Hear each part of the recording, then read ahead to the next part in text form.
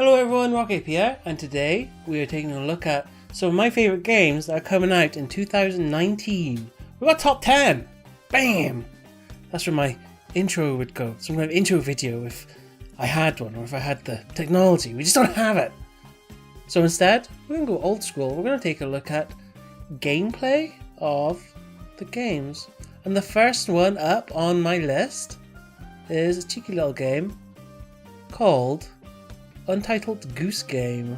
This is a game where you play as a goose and your whole idea is to try and harass humans. You get to play as asshole goose, which a lot of people think, why would I want to do such a thing? But then other people, like me, I think that could be a lot of fun.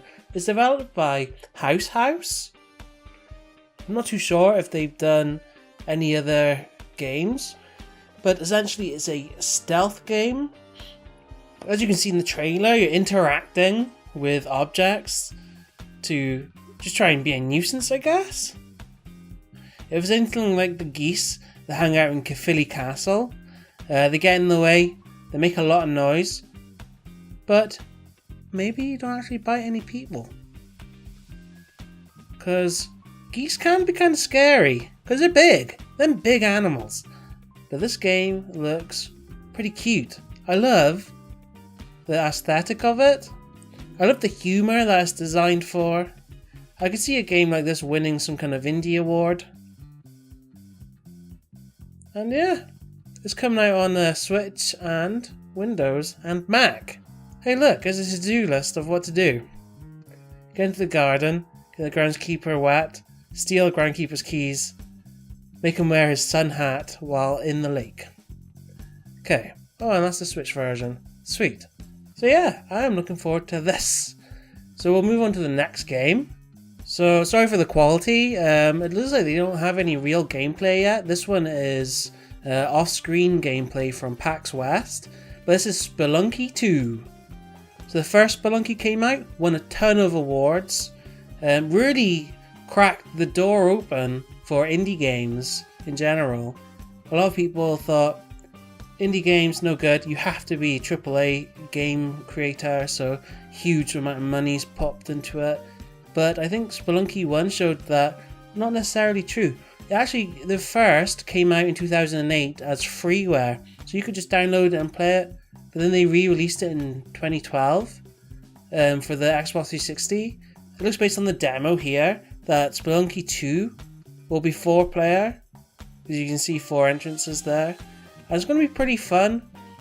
If you love your never-ending dungeons, this is as good as it gets. A lot of exploring. You got to steal treasure. You can trade like cash and stuff with trade keepers usually, and be able to buy guns and traps and stuff.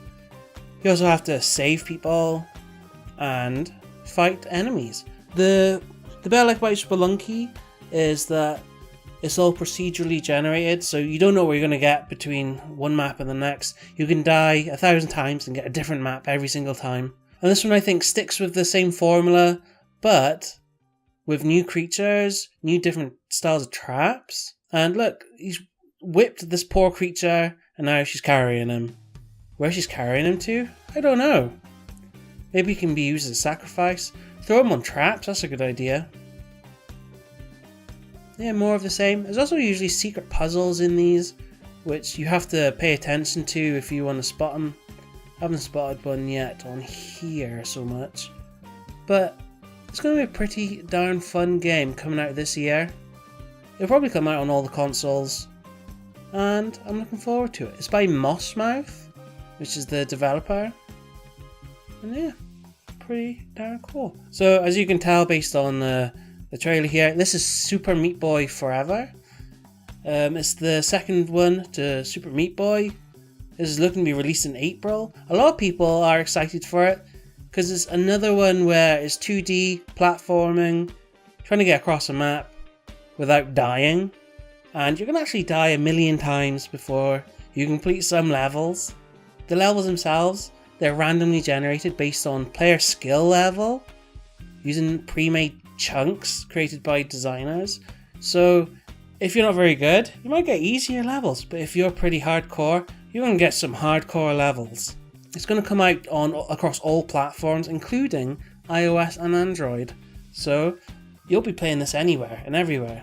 You can see how it's dangerous. I mean, look at the razor blades spinning. And razor blades, I mean saw blades. I'm an idiot. Look at them saws. And this is just the tutorial. Avoid those saws. That's it. So he'll probably have extra attacks and moves that you can pull off. There'll be new types of puzzles and enemies, I guess. And yeah, it looks pretty cool. From the outside, it might actually look quite basic, but it's more like a skill game, and that's what keeps you playing. Trying to beat your times. So my next game, My Friend Pedro. This is a game that I've been following a lot on Twitter. I see that they do funny GIFs every now and then where you see your guy running around with a saucepan. He chucks it up and then the bullets ricochet off it into the people. It's like very cinematic, it feels. It's from Dead Toast Entertainment and it's published by Devolver Digital. They actually publish a lot of really funky indie type games. Blam. It's pretty cool. It's pretty fun just to watch. It's like, even though it's 2D, it's quite cinematic. And it looks like a lot of fun. It was fun being able to go into like slow-mo, doing fancy flips. Look at him go. Explosive kill. And in the top corner, you might see a banana. It's called the helpful banana, where it gives you tips, apparently. Which would be ridiculous. He just kicked meat at someone to kill him. I'm looking forward to all the variety of ways that you can kill someone. Blammo. He shot the knife out of midair. Man. So yeah, I can keep watching this. But we won't. We're going to move on. This game coming out in the first quarter on Switch and Windows. So I'll be picking this baby up on the Switch for sure. There he is. Doing the pan kill. Then flipping up there. Sweet. This would also be quite good fun, 2 people. Maybe like a timer so you can get through a level quicker or something. Or score the most points by doing ridiculous kills. Blammo! You kicked it at both of them. Man. So what was I saying? Yeah, let's move on to the next video. So this next game is called Eagle Island. I've actually got gameplay of playing it previously, so we're going to take a look at that video. Hey look, it's me in the past! It's from 2017, but the game's still not fully released yet. I released that video because they were doing a Kickstarter campaign, and he wanted 20k. He got in again 25,000, back from about 1,300 people. The game itself, pretty good fun. Skip ahead in the video. You're playing a bloke who has some magical owls following him. Again, it's like a 2D procedurally generated game where the different owls can be used to do different things. Like the red owl he's using at the moment is like a charge one, but I think there's like an ice one and maybe like a poison one and fire one and all the different types of owls you can go with to try doing maps differently. It's originally going to be out on PC, but if they get more funding, they could bring it out to console. This would be quite a good Switch game. I can imagine playing on like a little controller, on the little Switch controller, just like chilling on the train, busting out a few levels. So it's pretty cool. It does remind me of Spelunky. I think I say in the video that it reminds me of Spelunky, just like the style of the graphics, but it's a totally different game. And it's like a modern take on classic types of games, because if this came out years ago it wouldn't have been as in-depth as this, but it still might have looked as nice. Next up on my list, Metro Exodus. This is the first AAA game on this list. It's made by 4A Games for publisher Deep Silver. They make loads of games. A lot of money would have been spent on this. It's based on novels, Metro novels, and it's the third in the series. I played the first one and it was scary. It was all dark in the tunnels, and I couldn't really get on with it because of how scary it was to me, but I was younger then and thought, you know what, this game would make a great game for streaming, so I never really got into it too much. I never even streamed it, so that plan backfired, so I will be revisiting them. I do have both the first 2 games, and this one follows on. It's a first-person shooter set in like an apocalyptic style wasteland. You'll be trading stuff for ammo and guns, like kind of like Fallout, where you're scavenging stuff. There's a crafting system that's going to be involved, mutated creatures, and some people who will just be arseholes to you. There's a lot of sandbox environment, so you can get through a level how you want. That does look pretty cool as well. The graphics look very beautiful. I love even the graphics on the gun. It looks old and rusted. Could do with a lick of paint. And apparently there's also going to be a dynamic weather system, day and night cycle, and environments that change along with the seasons and how the story progresses. So this is going to be a pretty fun game. Definitely worth picking up. Definitely worth picking up the first 2 games as well to get into it. Which is what I'm going to do. I might do it as soon as I finish this video. But we'll see. See if we can get some monsters in this vid. Crafting system. Pretty cool. Monsters? No monsters? So spooky monsters. There we go. Mutant creatures of some sort. Maybe it was a cat thing. Maybe it was a rat thing. Oh, it's standing up. And it's set in Russia, I believe. And this one's coming out actually in February, so you'll probably see a lot of streamers on it as soon as it comes out. So check it out. Next up, we're having a cheeky look at Yoshi's Crafted World. There's actually been 8 games. This is the 8th game in the franchise. And the original one, which I think was Woolly World? Probably not. I'm probably pulling that out of my butt. But basically, they make these Yoshi games where they're in some kind of created world.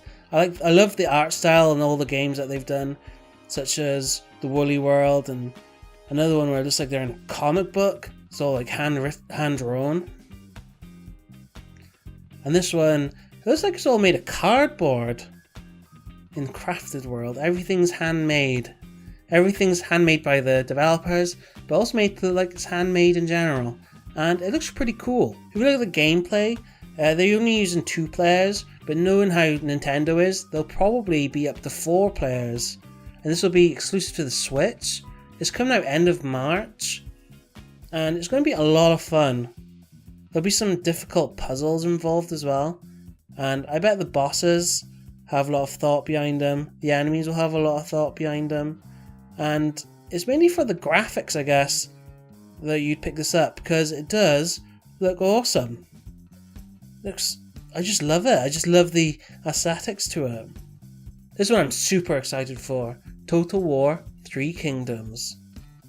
This is the latest in the Total War series. I can tell you so much about it. I've played all of them since I was a teenager. I've been playing these games for probably about 15 years now, my god. And this is the next one in the series. 3 Kingdoms takes part in ancient China. It's based on an epic book, epic story, which is still told today. There's actually other video games based on this and other things in general. Like the Dynasty Warrior series, which was a favourite series of mine growing up as a kid. You play as one guy and you're basically taking on hordes of enemies and this is just a big slaughter fest. The Total War series puts a new spin on it, where you're controlling the entire army.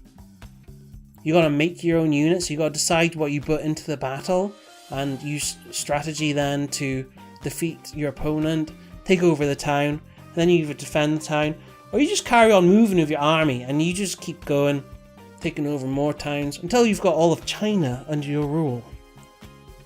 I love how they've got all the armies from the 3 Kingdoms book, which I've read as well. My favourite being Shu. I love Guan Yi, or Guan Yu, however it's pronounced, and his brother Zhang Fei. I've not picked it up in a long time though, so I'd love to play this and see how they've done.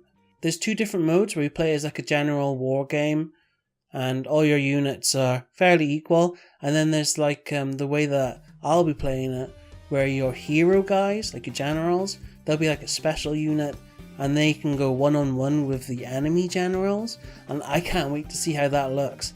I mean, this already to me looks awesome. I'll probably put a good 100 hours in this easy, which is quite a lot for me. I don't usually have enough time to put that kind of hours into a game, so we'll see how it goes. Next up, Game 9, Last of Us Part 2. If you ever played Last of Us, and if you haven't, on PlayStation, you need to play it. This is seen as one of the best story-based games. It might end up being Game of the Year this year, especially the way how God of War went last year as a story-driven game by AAA title. So they pump tons of money into it to make it just perfect. And I think they could do the same with Last of Us Part 2. The sequel to 2013's Last of Us. That was an award-winning game in its own right. Considered one of the best games of PlayStation 4. PlayStation 3 I think it was on originally, then ported to PlayStation 4. And definitely going to be an awesome game coming around again. I don't think there's an actual release date for this yet. It's going to be sometime in the maybe summer, I want to say, maybe towards Christmas. Like the second half of the year this will come out probably. And the story of this game, it looks like it's going to come 5 years after the first Last of Us. So we'll see how it goes. You play as Ellie, so she's a little bit older now. Probably can kick more ass now. And yeah, we're going to see a lot of awards for this. It was actually kind of hard to pick just 10 games because there's so many games that all look amazing. But I ended up going with a game that has no gameplay yet. Streets of Rage 4. I grew up playing Streets of Rage 1 and 2. I don't even know which ones I played because I was so young when I played them. But they're the ones that got me into the love of video games. The love of co-op. Being able to play with a friend. These are the games that have done it. And they're bringing out a 4th one. A lot of people are thinking, what the hell's up with these graphics? But I actually love them. I love the cartoon graphics. It's kind of like being in an anime. I don't mind. I think it's pretty sick. It's developed by Lizard Cube and Guard Crush Games together. Unless that's one big title. There's a continuation of Sega's Streets of Rage series, originally released in the 90s.